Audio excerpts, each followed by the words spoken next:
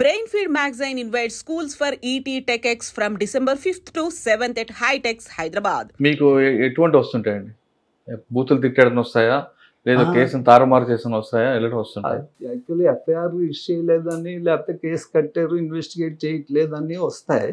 కానీ అవి serious misconduct కింద మాకు డెఫినేషన్లో లేదు. మాకు ఇచ్చిన రూల్స్ ప్రకారం పోలీస్ ఏదైనా వాళ్ళ పవర్ ఉపయోగించి ఇల్లీగల్ డిటెన్షన్ కానీ, లేకపోతే వాళ్ళ పవర్ ఉపయోగించి ఏదైనా సైట్స్ కానీ, ఇల్లు కానీ ఏదైనా సరే ఆక్యుపేషన్ చేయడం, ఏదైనా మర్డర్స్, రేప్స్, అలా సీరియస్ మిస్కాండక్ట్ ఉంటే మేము వాటి మీద ఎంక్వైరీ చేసి రిపోర్ట్ పంపిస్తారు. హోమ్ డిపార్ట్మెంట్కి మేము రిపోర్ట్ ఇవ్వాలి. ఓకే, అంతేగాని మీరు డెసిషన్ తీసుకోండి.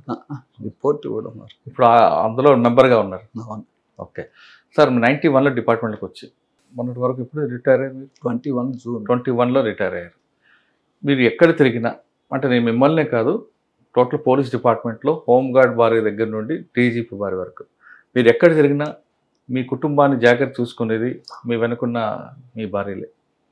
అవునంటారా కాదంటారు? అవును. అంటే వాళ్ళే పిల్లలు 100%. ఎందుకంటే మీరు పర్టికులర్గాను ఏ వింగ్లో ఉన్నివ్వండి, లేకపోతే ఏ క్యాడర్లో ఉన్నివ్వండి, టైం ఉండదు. ఏదో డ్యూటీ కంటిన్యూగా ఏదో డ్యూటీ ఉంటుంది. అందువల్ల ఫ్యామిలీస్ వాళ్ళు ఇంట్రెస్ట్గా చూసి ఫ్యామిలీని చూస్తే తప్ప కాదు. అందువల్ల ఫ్యామిలీస్ మాకన్నా వాళ్ళు ఎక్కువ సఫర్ అవుతారు. అది అంటే వాళ్ళ వెనక ఉండబట్టే కదా మీరు అందరూ ముందుకు అంతే వెళ్ళగలం, లేకపోతే వెళ్ళాం. వాళ్ళ సపోర్ట్ లేనిదే ఎట్టి పరిస్థితుల్లో మేము ముందుకు వెళ్ళాం. సార్, అటువంటి మహాతల్లులు నిజంగా అంటే ప్రతి ఒక్క పోలీస్ భార్య కూడా మెచ్చుకోవాల్సిందే. కానీ మీ ఇంట్లో ఇటీవల ఒక విషాదం జరిగింది. అవును. ఎలా జరిగింది? యాక్చువల్గా అది మా బ్యాడ్ లక్. తనకి యాక్చువల్గా ఏ రకమైన హెల్త్ ప్రాబ్లం లేదండి. హెల్త్ ప్రాబ్లం లేకపోయినప్పటికీ సడన్గా హార్ట్ ఫెయిల్యూర్. నేను ఇలాగ ఆఫీస్కి వెళ్తానని చెప్పి జస్ట్ డ్రెస్ చేంజ్ చేసుకొని వచ్చేసరికి తను పడిపోయింది. మీకు ఒక బ్యాక్ బోనే కదా. 100%. ఎందుకంటే బయటికి వెళ్ళగలుగుతున్నాం. అసలు బయటికి వెళ్ళాలంటేనే కారణం వాళ్ళు. అలాంటి 24 అవర్స్ ఆన్ డ్యూటీలో ఉన్నామంటే ఇది యాక్చువల్ ఇన్స్పెక్టర్ డిఎస్పీ అయిన తర్వాత కొంచెం అయినా అయింది. కానీ ఎస్ఐగా ఇంచుమించు సిటీలోనే చేశాను. సిటీలో 24 అవర్స్ ఆన్ డ్యూటీ. 24 అవర్స్. అసలు మేము ఎప్పుడు వస్తాము, ఎప్పుడు రాము, అసలు వస్తామా రావా అన్నది కూడా వాళ్ళకి తెలీదు. ఏసీబీ ఉందనుకోండి 24 అవర్స్ 48 అవర్స్ కంటిన్యూ చేయాలి.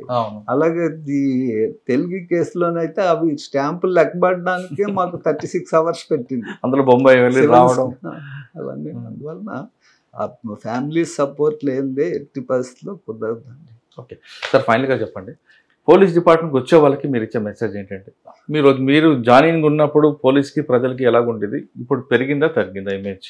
యాక్చువల్గా చెప్పాలంటే మేము జాయిన్ అయినప్పుడు పోలీసులు అంటే గౌరవం ఉండేది, భయం ఉండేది, రెండు ఉండేది. ఇప్పుడు చూస్తూ ఉంటే ఆ భయం లేదండి. గౌరవం అసలు లేదు. గౌరవం లేదు. ఇప్పుడు భయం కానీ భక్తి కానీ రెండిట్లో ఏదో ఒకటి ఉండాలి, కంట్రోల్లో ఉండాలంటే. ఇప్పుడు రెండు లేవు. భయం లేదు, భక్తి. దీనివల్ల సొసైటీకి మైనసే కదండి? మైనసేనండి, 100% మైనసే. ఇప్పుడు ఎలాగైపోయిందంటే ఏదోలా మేనేజ్ చేయగలమని ఒక ధీమా ఏర్పడిపోయింది. ప్రతి ఒక్కరికి కూడా ఎవరితో చెప్పించవచ్చు, ఏదోలా మేనేజ్ చేసి వచ్చు అన్న ఒక ఇది ఏర్పడిపోయింది. పోలీస్ ఆఫీసర్స్ కూడా ఇప్పుడు ఏమైంది, పోస్టింగ్ నిలబెట్టుకోవడానికి ఎక్కువ కష్టపడాల్సి వస్తుంది. లాండ్ ఆర్డర్ కోసం కాదు. లాండ్ ఆర్డర్ అంటే ఇప్పుడు వేరే వాళ్ళ చేతుల్లో ఉన్నవన్నీ ఆఫీసర్స్ చేతుల్లో లేవు. ఒకప్పుడు ఆఫీసర్ పోస్టింగ్ చూసారు మీరు రిటైర్ అయ్యే సమయానికి పొలిటిషియన్ చేతులకు వెళ్ళడం పట్ల మనం ఎలా అనుకోవాలండి? యాక్చువల్లీ ఇది గత 20 ఇయర్స్ నుండి 20 ఇయర్స్ నుండి స్టార్ట్ అయిందండి. ఇప్పుడు ఆఫీసర్స్ అనుకోండి, వాళ్ళకి ఎంతసేపు కూడాను ఉద్యోగ రీత్యా దాని మీద, ఇప్పుడు ఆఫీసర్స్ కూడాను ఏదైనా మంచివాడు, మంచి ఆఫీసరు బాగా చేస్తాడని నమ్మకం ఏర్పడినప్పుడు, ఎందుకంటే వర్క్ చేస్తే తప్పులు జరుగుతాయి, వర్క్ చేయకపోతే ఏం తప్పులు జరగవు. వర్క్ చేసినప్పుడు ఏదైనా అటు ఇటు అయినా సరే సపోర్ట్ చేసేవారు. ఇప్పుడు వర్క్ చేసినప్పుడు ఏదైనా జరిగినప్పటికీ సపోర్ట్ చేయడానికి కూడా ఆఫీసర్స్కి లేదు.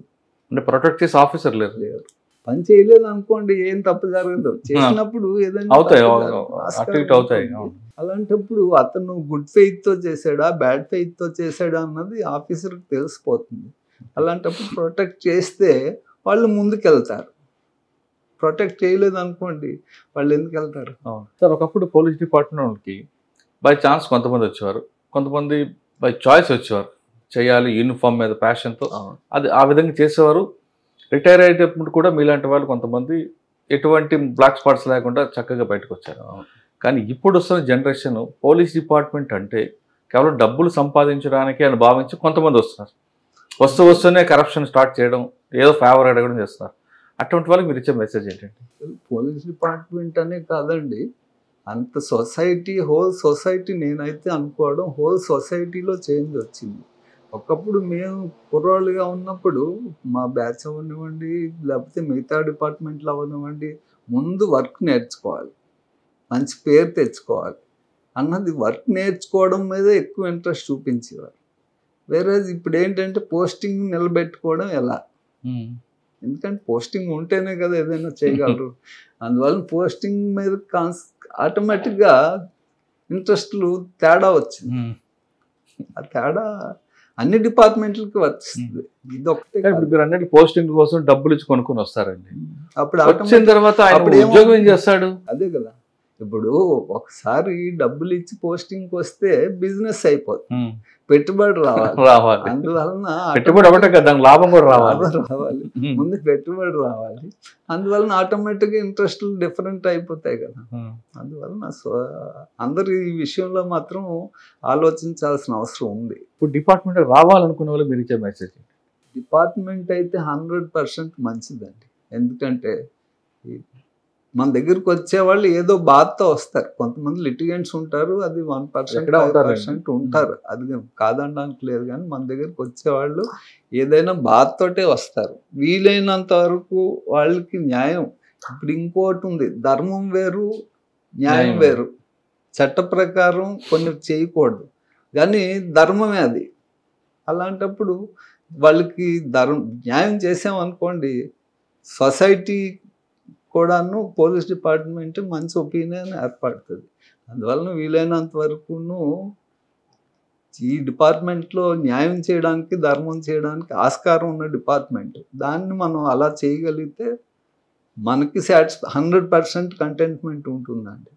అది లేకుండా ఉంటే మనకి కంటెంట్మెంట్ ఉంది, చెప్పుకోవడానికి కూడా ఏముండదు. ఇప్పుడు నేను చెప్పుకోగలను, ఫలానా పని చేసాను అని ధైర్యంగా చెప్పుకోగలను, అది ఉండాలి. ఆ సాటిస్ఫాక్షన్ గురించి ఉద్యోగం చేయాలి.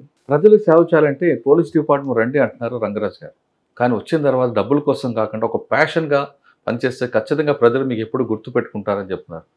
పోలీస్ స్టేషన్కి వచ్చిన వాళ్ళు బాధకు ఏదో సమస్య మీద వస్తారు, కానీ ఆ సమస్యలు బాధ చూపారంటే వాళ్ళు మీకు దేవుడితో సమానం. కాబట్టి మీరు గుడిలాగా భావించి ఖచ్చితంగా అందులో వచ్చిన వాళ్ళకి న్యాయం చేస్తే వాళ్ళు ఎప్పుడూ మీకు మర్చిపోరు.